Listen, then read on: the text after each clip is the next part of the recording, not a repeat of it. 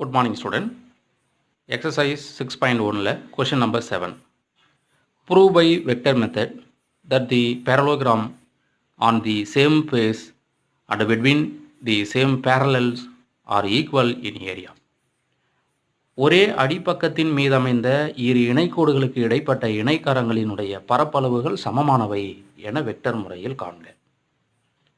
So அப்போ parallelogram அப்படின்னு கொடுத்ததுனால ஃபஸ்ட்டு ட்ரா பண்ணும்.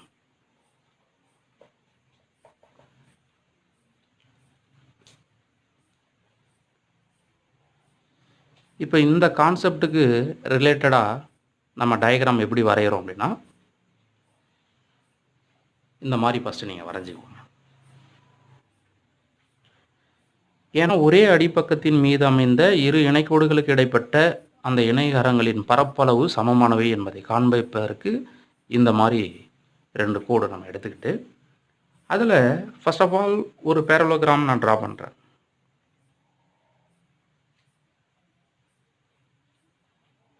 ஓகே, இப்போது இது வந்து ஒரு பேரலோகிராம்.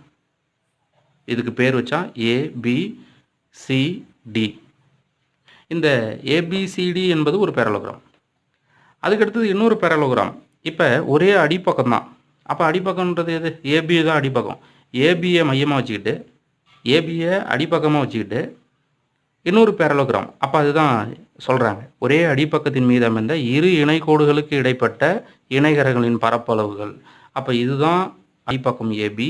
அப்போ இங்கேருந்து இன்னொரு இணைகரத்தை வரையணும் அப்படின்றது கான்செப்ட்.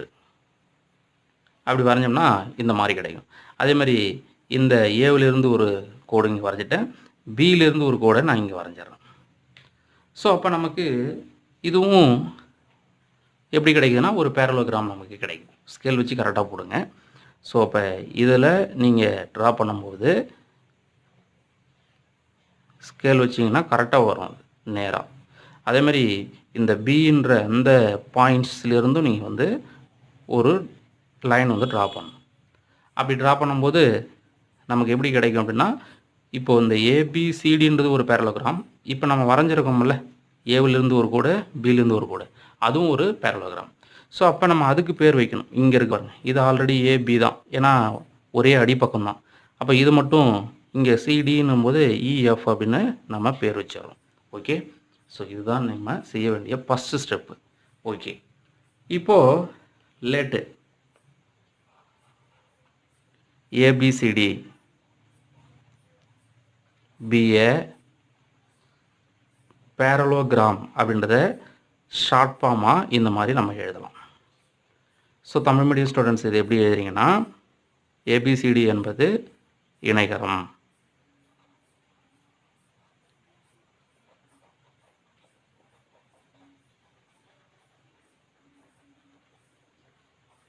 என்க அப்படின்னு சொல்லி முடிச்சிடணும்.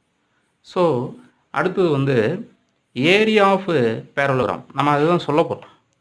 ரெண்டு பேரலோகிராமுடைய ஏரியா கண்டுபிடிச்சோம்னா அது சமமானதாக இருக்கணும் அப்படின்றது தான் நம்ம நிரூபிக்க போகிறோம். அதனால் ஏரியா பேரலோகிராம் ஏபிசிடி அதுதான் இப்போ நம்ம எழுத போகிறோம். ஸோ ஏரியா ஆஃப் பேரலோகிராம் அதை ஸ்டார்ட் ஃபார்மில் இந்த மாதிரி எழுதலாம். So area parallelogram ABCD. So அதை கண்டுபிடிக்கும்போது நமக்கு தமிழ் மீடியம் ஸ்டூடெண்ட்ஸில் இங்கே எழுதணும்ல, அப்போ இணைகரம் ஏபிசிடியினுடைய பரப்பளவு. ஸோ இணைகரம் ஏபிசிடியின் பரப்பளவு அப்படின்னு எழுதிக்கோங்க. ஸோ அந்த ஏபிசிடி இணைகரத்தினுடைய பரப்பளவு ஈக்குவல் டு அப்படின்றத இங்கே நான் எழுதுகிறேன். ஸோ இதை எழுதிட்டு இதுக்கு அடுத்தது ஈக்குவல்டுன்னு போட்டுட்டு அந்த இணைகரம் பார்க்கும்போது ஏபிசிடி, அப்போ ஏபிசிடி அப்படின்றது ஒரு இணைகரம். அந்த பரப்பளவு கண்டுபிடிக்கிறதுக்கு நம்ம இந்த ஏ பாயிண்ட்ஸ் எடுத்துக்கிட்டோம் அப்படின்னு சொன்னால், first AB vector cross AD vector அப்படின்னு நம்ம சொல்லுவோம். ஸோ அப்போ ஏடி வெக்டர் அப்படின்றத இங்கே எழுதிட்டேன். இதுதான் எடுக்கணும் இல்லை, இந்த பாயிண்ட்ஸ் எடுத்துக்கிட்டனாலும் நம்ம எப்படி சொல்லலாம்னா BA vector cross BC vector. இந்த பாயிண்ட்ஸ் எடுக்கும்போது அதே போல் CB vector cross CD vector. அதுமாதிரி ஒவ்வொரு பாயிண்ட்ஸும் எடுத்து நம்ம அதை கொடுக்கலாம். அதுமாதிரி நான் எடுத்துக்கிட்டது இந்த ஏன்ற பாயிண்ட்ஸ் எடுத்துகிட்டு போடும்போது AB vector cross AD vector அப்படின்னு நமக்கு கிடைக்குது. இது ஏரியா பேரலோகிராம் ஏபிசிடி. இந்த பேரலோகிராமுக்கு area. So which is equation number 1 அப்படின்னு நம்ம இங்கே பேர் வச்சாச்சு. ஸோ இது வந்து ஈக்குவேஷன் 1. இப்போ நெக்ஸ்ட்டு அடுத்தது லெட் ஏபிஇஎஃப் அது என்னன்னு சொல்லுங்கள் பார்க்கலாம். B another parallelogram.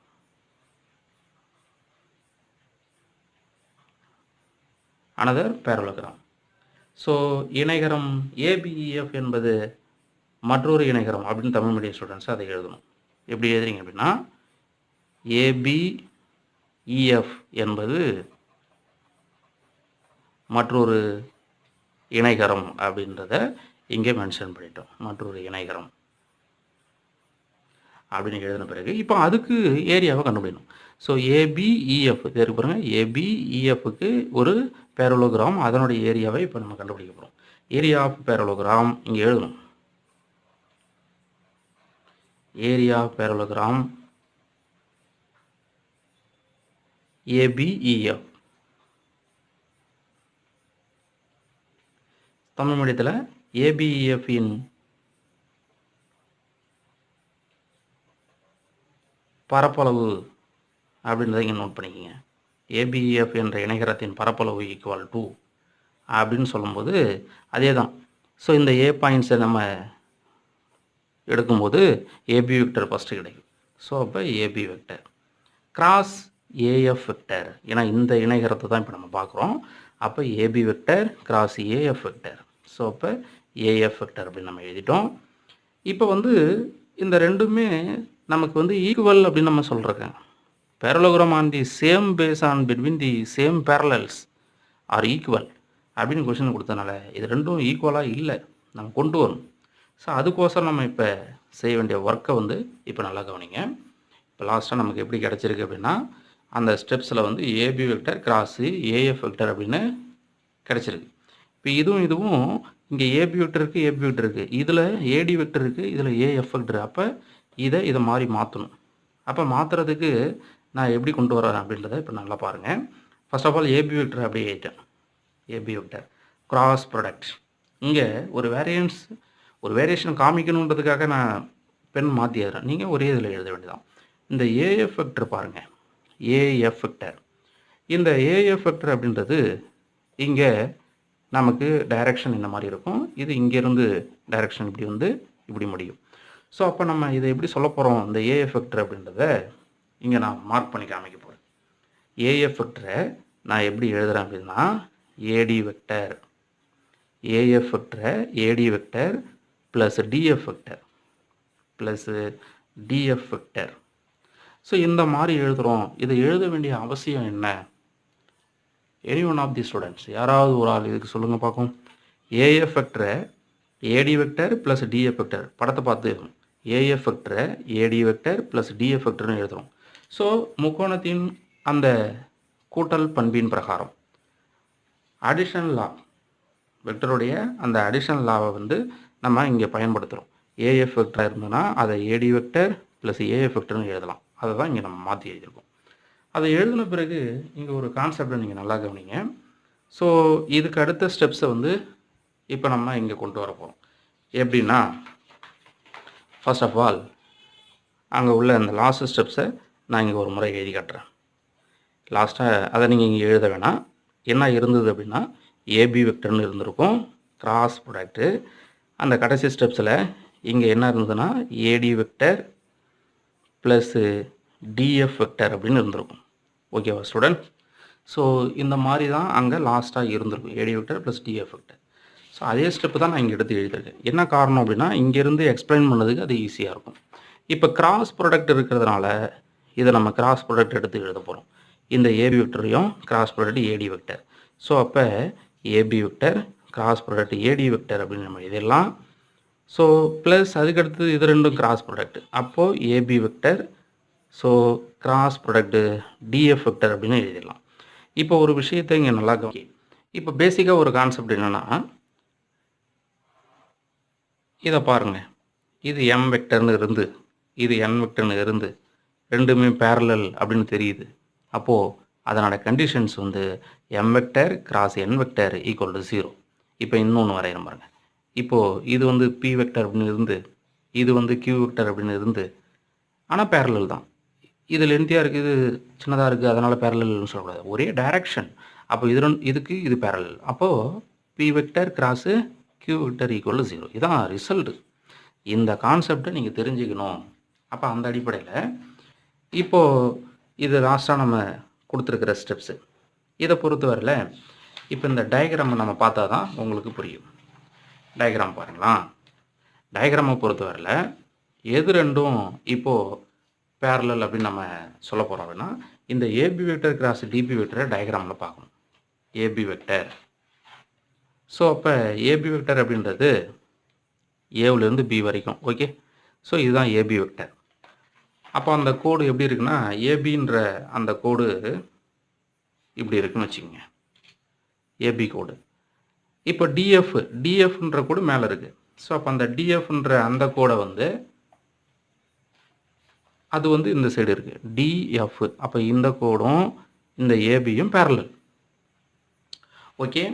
அப்போது ஏபியும் டிஎஃப்பும் பேரலாக இருந்தால் AB vector cross DF vector equal to 0.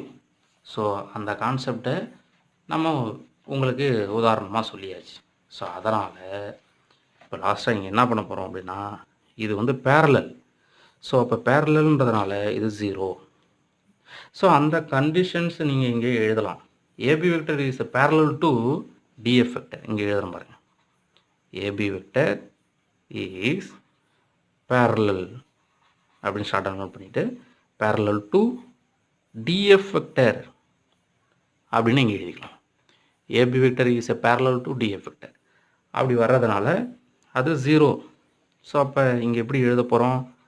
AB vector cross AD vector அது மட்டுமே இருக்கும், அது 0. ஸோ அப்போ இந்த விட்டுட்டு பாக்கி இருக்கிறது AB vector cross AD vector அப்படின்னு கிடைக்கும். இப்போ பாருங்கள், விச் இஸ் ஈக்குவேஷன் நம்பர் 2. இந்த சைடு என்ன இருக்குது? Area of parallelogram. இங்கே வேணால் எழுதிக்கோங்க. ஏரியா ஆஃப் பேரலோகிராம் ஷார்ட் ஃபார்மில் எந்த area of parallelogram? ABEF. So அப்போ ஏபிஇஎஃப்னுடைய அந்த ஏரியா இணைகரம் ஏபிஇஎஃப்னுடைய பரப்பளவு which is equation number 2. So from equation 1 and 2 அதை பொறுத்த வரையில் அந்த கொஸ்டினில் என்ன இருக்கோ அதை அப்படியே எழுதிக்கலாம். கொஸ்டினில் என்ன கொடுத்துருக்காங்க? The parallelogram on the same base and between the same parallels are equal in area. Tamil medium 1-2 பிரகாரம் ஒரே அடிப்பக்கத்தின் மீது அமைந்த இரு இணைகோடுகளுக்கு இடைப்பட்ட அந்த இணைகரங்களின் பரப்பளவு சமமானவை அப்படின்னு சொல்லி எழுதணும். கடைசியாக அதை வந்து முடிக்கணும். அதுதான் இங்கே நீங்கள் கவனிக்கக்கூடிய விஷயம்.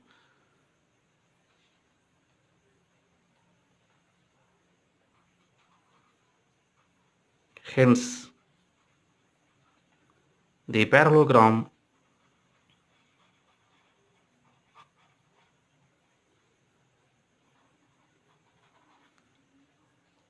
on the same base and between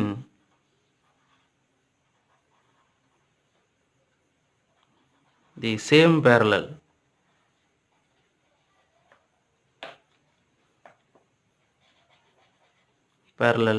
area in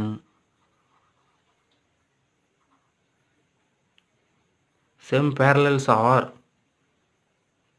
equal in area. அப்படி போடுங்க. same parallel are equal in area. Tamil medium students அந்த கொஸ்டினை பார்த்தா அப்படியே எழுதணும். சமன்பாடு 1-2 ஒரே அடிப்பக்கத்தின் மீது அமைந்த இரு இணைகோடுகளுக்கு இடைப்பட்ட இணைகரங்களின் பரப்பளவுகள் சமமானவை என்பது வெக்டர் முறையில் நிரூபிக்கப்பட்டது. Okay student, thank you.